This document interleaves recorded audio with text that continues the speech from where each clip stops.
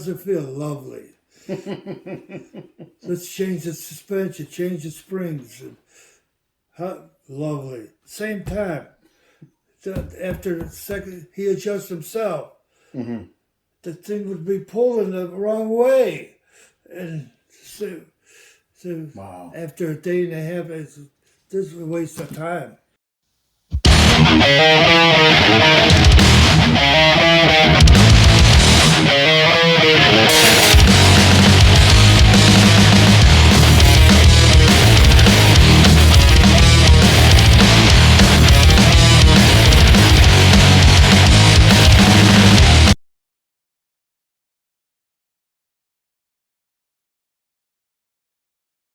Bill Stroup's the guy who actually got Ford Motor Company interested in racing because he talked the big shot from Ford at the time to do the Lincolns in Mexico. Oh, the off-road stuff. Off the road stuff. Oh, That's gotcha. how he got Ford interested in racing. See? I remember another time we were in Michigan. Oh, wait, I didn't get to the part with Bowsher. So then in 1969, we had Unsers, different guys driving the Holman Moody cars in USAC. Mm-hmm. John Holman calls me, he says, okay, Lou, he says, I hate to do this to you, but he says, you're the only guy for this position. He says, AJ's driving Jack's other car and we want to win the championship, so I'm going to have to hook you up with Bowsher. I said, you got to be kidding me. He says, meet Bowsher in Brainerd, Minnesota. It was toward the end of 1969. Holy Christ. So I go, I think I brought a gas guy with me, or a Jack guy, I can't remember, one or two guys. Meet him up there. And that was the beginning, and we got to be the best of friends. And Jack still thought I worked for him right up to when I was doing Arnie stuff. I had to give Bowsher stuff every time he come in town for Todd. We're talking 30 years later, right? Yeah. And but Jack was a good guy. I got to be real good friends. But he was limited on who his friends were.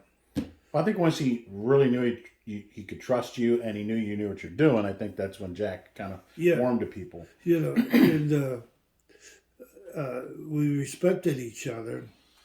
And I think that was the big thing. How was his relationship with AJ during that time? Good. They respected each other. He never argued with AJ. Me and Jack would argue in private, not in front of anybody. Yeah, I never liked to argue in front of people. Like it would be in a hotel room and this and that. And we'd have to agree on certain things, and I'd want certain things to do to the car and this and that. And then I remember a couple times it says, okay, that's on you. If you're going to do that, but I wouldn't recommend it. And, you know, and so that's what we did. But we got along good. And you remained good friends with AJ all these years, too. Oh, yeah. You know, and I'd see AJ, spend a little time with him when I went to Iowa, you know, and I remember when my kids were doing stunt driving. Yeah, that's something we haven't even covered yet, is the stunt driving. And then we, I'm trying to think, they were 9 or 10 or something like that, or 11 and 12. And we did a thing in the Houston Astrodome. And I got AJ, one or two guys that worked in his shop. He had a big Chevy dealership. Mm-hmm. He had like 50 stalls. In Houston. Houston, right. And I got one or two guys to help me there. And then another guy that worked with me and Bowsher, Chuck Sportsman. Then he lived in Texas. So then he come and helped us. Because I used to have to pick up help to help them kids with the stunt driving thing. And that started out as a play thing and developed into a big deal until they got out of high school. You guys were touring all over the country. Well, they did the big major shows at the fairs and Charlotte. They did twice and different things. And Didn't the doctor get you to come to Pocono? Wasn't that he the one that got you? Mattioli. oh yeah, Mattioli, yeah, Mattioli. We did Pocono twice actually. We did it for the stock cars and for the Indy cars. The two, because he said there's two different crowds. Because the same crowds, you know, I think it's probably still that way, isn't it? Yeah, pretty much. The open wheel guys and Humpy would bring you into Charlotte. yeah, Humpy. Humpy Wheeler. Yeah, I got to know Humpy when he was at Firestone, and when I was with Parnelli and that, just before that, and then Humpy was a great guy. He was the PR, if I'm not mistaken, the PR guy for Firestone, or marketing, or Marketing. Well, he was at the track. yeah. So I don't know. He could have been PR, but I mean that's how I met him. And then the next thing you know, he was promoting Charlotte. right. You know, and he was good at it. The best, if I had to guess. You know, There's a lot of people that wouldn't disagree with you. Yeah, I mean, he was everybody tremendous wanted what to he did. copy themselves after Humpy. Right. And he was as good as they come. And a nice person, you know. you were good friends with Dick Trickle, and Humpy liked Dick Trickle. He really supported him too. Oh, yeah. Humpy, you can't say enough good things about Humpy Wheeler. Why don't you relate the story about when you would be at Milwaukee or someplace like that, and Dick would want to come up in the Holman and Moody truck. Oh, that was unbelievable. Dick Trickle, we were there, and I don't know, Ralph or John Holman, either one of them. Trickle, he'd run almost as good as us, you know. And his own home-built stuff. Right? Yeah. And he says, Lou, you know Trickle pretty good. He says, see what he needs. You take him in the hauler, give him a few pieces, you know. And, you know, you use your own judgment. And this was back in the day when Holman and Moody brought a big truck, like a big parts truck to the... Yeah. And with a side crane for the motors. We had a semi. Yeah. And some of the teams, we couldn't bring it everywhere. We were on the broadcast, what we had in there and everything, you know. But Milwaukee, so I asked Dick, so Dick walked up the way he does, you know. He says, God damn. So give him a transmission. I says, a gear, brakes, couple sets of brakes, you know, different things. And he says, how about another transmission? I said, Dick, I said, we only got one more on here. We need it in case we need it, you know. Might as well ask, though, right? Yeah, I said, we had a couple of them, but I said, next time, I said, I'll take care of you again. Which they did another time. But I said, I just got to make sure you got something now, you know. And, but he was in there picking everything out like it was free. Like Christmas, right? Yeah. It was free, but, but he was the guy. Did you get to know Trickle yourself? And that's another guy, unfortunately, did not. I mean, I knew Dick through Kyle. I didn't get to know him, unfortunately. Oh, you missed out. Honestly. That's what I've heard. Yeah. That's what I've heard. The people that never met him, that had opportunities to missed out. Because there was nobody like him. Is there, Kyle? No. I knew him for 40 years, but 20 of that he was my best friend. And oh, yeah. he was, I'm sorry to take your time, but he was such a character. We would be at a racetrack somewhere, and there might be a wedding in the hotel we're staying at, and he'd get me and he'd go, come on with me. I got dinner lined up for us. And we'd crash the wedding. Oh, yeah. The original wedding crashers. And they were glad to have him. Mm-hmm. Yeah, I'll guarantee that. You know. And well, what made him so good? I mean, was it the driving and the mechanics, or was it like a mixture of both? And his personality. The personality was a big thing with him. Would you say, Kyle? Yeah. I mean, without a personality to get along with people, guys, I have a hard time. And I'm sure there's a lot of good drivers out there now don't have the real personality. Right. You know. That's sorely missing in the sport nowadays, for sure. Yeah. Right. Well, there's a lot of people that think they have it, but they go to PR school or whatever, and it's not genuine. No, and it's easy to see. Yeah, it's not genuine. Yeah. No, and not only that, Dick had that name. Yeah. The guy that I think has got a nice personality. You seen him the other day, Schwarze. Yeah. Were you gone when I was talking to him then? Yeah, I had to leave. Yeah, you left, and then what's his name? David Schwarze. Daniel. Daniel. So nice kid. Yeah. How about unless you got something more to say about Dick, why don't you? How about your relationship with Waddell? Oh, we go way back with the Holman Moody days, you know, and we're talking about Waddell Wilson. Yeah, but he was an engine tuner at that time, or what did he do for Holman Moody at the time? He was an engine tuner. He did the engines, built the engines. Okay. But I've known him. And then he left. Well, I stayed on. Holman Moody's. I wouldn't say they're bankroll, so to speak, but until John Holman died. Because I was tied with Bowsher then. And then after John Holman died, then we got shut off. And then I was going to have to leave Bowsher. And we had a real good sponsor, Roto-Rooter guy out of the Davenport, Iowa. Mm-hmm. Did you know Don Hobbs? He was a Roto-Rooter guy. Bobby talked about him a little bit. Yeah. Not much. I think he was too young to kind of know him, so that's why he probably didn't talk much about him. Yeah. And he was a good guy. So anyways, he paid me to stay on. Okay. So then I stayed for almost a year, or maybe it was 2 years. And then I remember him and Jack got into it. Imagine that. And then he said, I told Jack that, and then he naturally was going to shut me off, Roto-Rooter guy. Mm-hmm.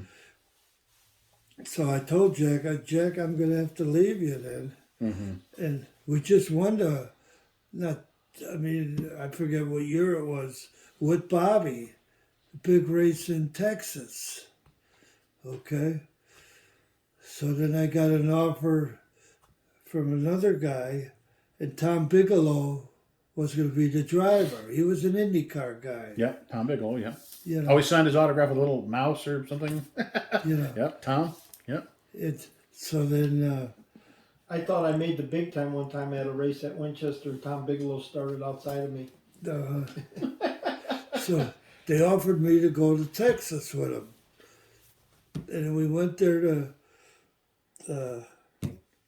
actually, we flew there in your friend's plane, that guy who owned Prototype. Ron? Not Ron Neal. Ed Watts. Yeah. And flew there with that plane. And I think Bay Darnell could have been with us. Very likely. Would he been, with us? And anyways, we get there. Oh, anyways, I tell him, Bowsher, I have to leave him.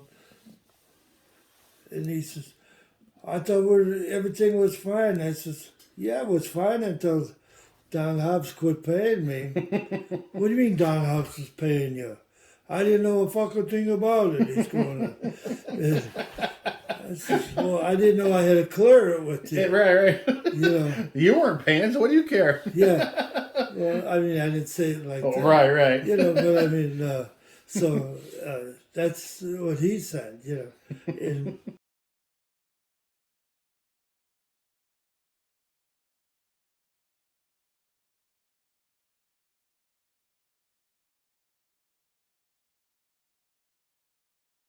what's his name was, he comes to the shop, Jimmy Fenning's brother, Do you know him? No. Mm-mm. Anyways, we were reminiscing about when the guy from Milwaukee rented one of Bowsher's cars. Yeah. Oh boy. Tinglestad? Is that what Al I'm thinking of? Schill. Al Schill.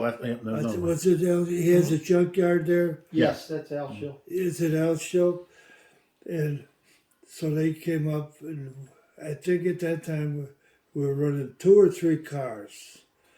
Probably one of the Mustangs, probably, and then the Torinos. So Bowsher comes up, and he says to this guy, Benny Ertel. Oh, Yeah. Benny the bouncer. So he says, "You guys work it out together." And I'm saying to myself, "Son of a bitch, I got 3 cars. We're gonna have 4 cars, or I have 2, and then we're gonna have 3. I mean, you just can do so much." Mm-hmm. So, but they're gonna supply the pit crew and everything. All right, but I still got to oversee the thing and everything you do, and every adjustment that's made to the car. So I says, I remember it like it was yesterday. I says, okay, it's $4,000 cash. And then we're going to have a crash clause in it. Any expenses after that, but I need $4,000 cash before you get, okay, not a problem. Comes race day, get all set. He says, can you turn the car over to us? I says, well, you got the money? He hands me a check. What part did you not understand? I said, $4,000 cash, not the check. I says, be honest with you, I don't give a damn if we do this or not. I'm not crazy about this whole deal. First of all, there ain't enough money. I told him, to give you a car of this nature. And he said, where am I going to get $4,000? I said, well, then forget about it. If you had enough to write a check, you should have it. So 5 minutes later, he come back with cash. So I remember Pretty easy to get that money down. He found it. Yeah, he probably had it in his pocket all the time. But I still don't trust him to this day. Would you, this Benny Ertel? He ended up being Mark Martin's PR guy forever. Yeah, how could that happen? But him and Fenning were good friends. Yeah. Him and Jimmy Fenning were good friends. So. Were you there the day that Unser and Gary wrecked at Milwaukee, and Gary's on fire and all that, and they're shouting at each other in the pits and all that? Bobby and Jack and Gary, were you there that day? I'm sure I was. Yeah. I don't know if you recall that day, or because Bobby was talking a bit about it, and he's on. It seemed like everybody was egging everybody else on, and the fans were cheering and after the race and all that. Yeah. But see, Jack would fight in a heartbeat. In a heartbeat. After the race, not all the guys, but quite a few of the guys would drink the booze out of the bottle. I remember McCluskey and Hurtubise, Bowsher, not a shot glass. Just out of here, take a drink, Kyle. And to watch the Germans. Luckily, I was too young. Right. Let me ask you real quick. Out of all the guys, I mean, maybe discounting Jack, who was one of your favorite guys or one of the best guys you worked with? All those names you've named, and you've left out quite a few. Well, Dan Gurney comes to mind for me, but I don't want to. But the best driver that I've ever honestly had anything to do with, and I still say today, and in my opinion, it's Curtis Turner. Curtis Turner, he would manhandle a car better than anybody. We could change that car from one end to the other, and he would turn the same amount of laps. We went to a test one time in Milwaukee. Whatever it was, it's 33 seconds or 35 seconds. Had it all set up. We went there for a tire test, basically, to see which tire would be the best. and it brought, I don't know, it was going to be a 2-day tire test or a 3-day tire test. I don't know how many sets of tires they had, from one end to the other. Put on how they feel. And after the second or third lap, the same identical time, how they feel? Lovely. Put this one on. Hard as it could be, from the softest to the same time. How's it feel? Lovely.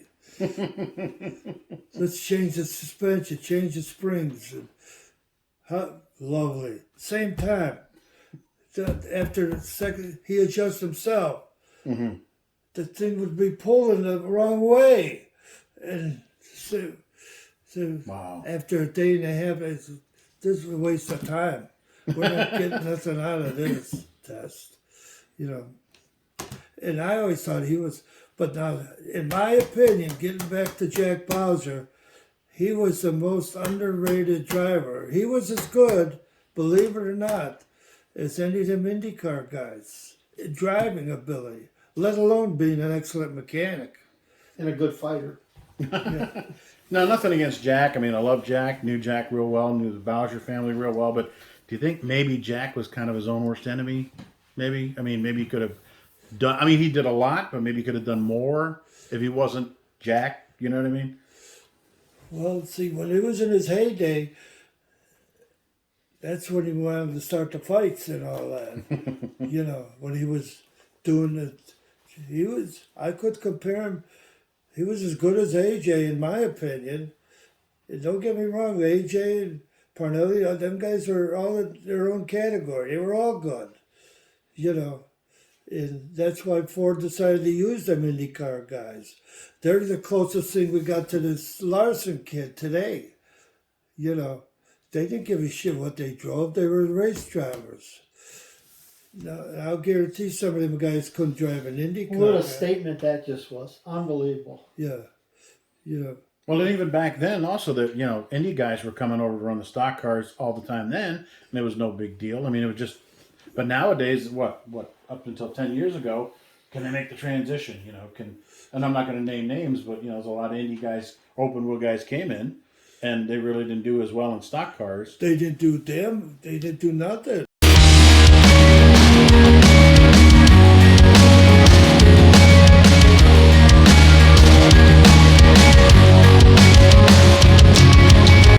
Herb Knapp. Oh, Herb Knapp, right. okay. He taught me a lot at Holman Moody's. He was a sharp guy. And to this day, I still use some of the stuff he taught. Wow. Just like setting up a rear end, a gear, and different things. And back in the day, people were having trouble setting gear ratios up in a Ford rear end because it was new, And I remember, I was setting one up over there, and he says, "That's good that you're doing it that way, but let me give you a little tip." And he gave me a few of these little tips. And son of a bitch, you just never know. But he was a good suspension guy. But it's not like with today. I would be lost today. I wouldn't know one end to the other. I heard Junior was pretty, shouldn't say pretty, but really mad when Herb left to go to Rainier's in 78 or 79 or whatever it was. I heard he was like livid that Herb was gone, And from listening to you, I guess I can see why. Oh, he was the best. And he worked at Holman Moody's at the time they took me under there. And I would spend time there. And then, but USAC back in the day was bigger than NASCAR, believe it or not. I tell people that and they just look at me like I'm nuts. Yeah, because mainly they had all them named drivers and put on better shows. See? 40, 50 cars showing up in Milwaukee 4 times a year. Yeah. And they packed the place. And they ran it with an iron fist, and I know in certain categories of the USAC series, if you ran on Saturday night over here and it wasn't a USAC race, you'd show up at Milwaukee Sunday morning and they'd tell you couldn't run because you... See, guys would run under different names. Yeah. Do you remember Al Swenson? Yeah, Al, yeah. He used to use I forget his nickname, Beetle Bomb or something. But they had different. But the guys would run under different names. Charlie Carr, I think he ran under. Charlie Carr. Didn't Ralph Moody or Ralph Holman do that too? Back in the day, didn't he run under a Yeah, because he was a driver in the 50s. Ralph almost won the title in USAC in the early 50s, didn't he? Or You mean mid-50s or something? Ralph Moody? No, yeah, Ralph Moody. Yeah. Yeah, Holman never drove. No, I said Holman. I meant Ralph Moody. Yeah. He ran under an alias. He could have. He told us that one day in the restaurant to you and me. Yeah, he probably. I just was wondering if you could confirm that. But I don't remember what the alias was. But they did that, you know, because he was unbeatable. And at Milwaukee, when he showed up, if he was in the field, he was there, you know. Speaking of beatings, maybe I shouldn't put it like that. You know, it's almost legendary, I guess, is infamous or whatever. The literal fights between Ralph Moody and John Holman. I mean, were you ever around any of that? And what would start all that? I mean, it was just clashing personalities, or It could have been, but they were both good guys. You know, I can't say nothing bad about either one. Yeah, and like I said, they were both good people. And Bill Strop went right in there with him. And the reason Holman took him under his wing, I don't know if you knew, but when Strop was running the Lincolns and that, he hired Holman to be his truck driver in California. oh wow, And that's how they got to be friends, you know, buddies. And then Strop would go through his budget in 2 or 3 races for the year. He knew how to spend the money. See, they would take him under his wing, you know. Was John Holman originally from out west? Do what? Was John Holman originally from West Coast? Yeah.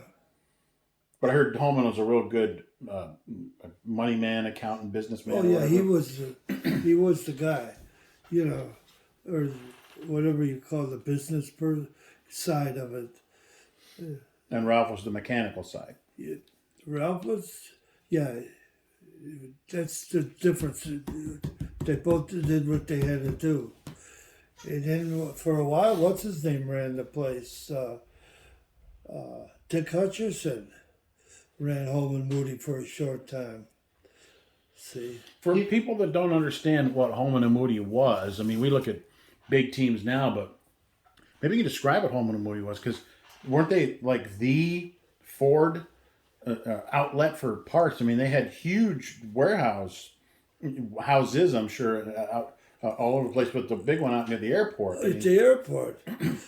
Yeah. Maybe you can describe that to people that can't fathom what Ford was through Holman and Moody then, because, you know.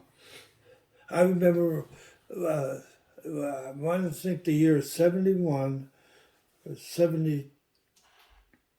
I can't remember what year. It had to be 71 or 72 at Michigan. We were up there. I think AJ was driving one of the cars and Bowsher. And I used to rope the pit off all the time. And then big shot from Ford Racing, Jack Bowsher was there. I don't know if you knew that name or knew of him. I heard that name. And then there was another guy, his assistant. I can't remember, it was White or something was his assistant. But Jack Bowsher was the main racing guy. And he introduced me to these two young guys. They had long hair. One was Edsel Ford and his buddy. So they were in the pits, you know, behind the ropes, like he can come in there. And Bowsher was somewhere, and he walked in there. He says, "Who are them dingbats doing in there?" That's his response. I said, "Them dingbats, you're gonna have to." They're writing you checks. Right, you respect that guy. He said, "That's Edsel Ford. That's Ford's kid, Edsel." And I want to say he was in college then, if I had to guess his age, you know. Mm-hmm. And like when I see him on TV and that, I always wanted to say, go up to him. Now, like I say, if I win the lottery, I play the lottery religiously. I'm going to contact him personally and tell him I want to order 6 Lincolns the way I want. I want them for dealer cost, and I'll tell him who I am 1st. And I remember him when he was a high school A kid. dingbat. Yeah.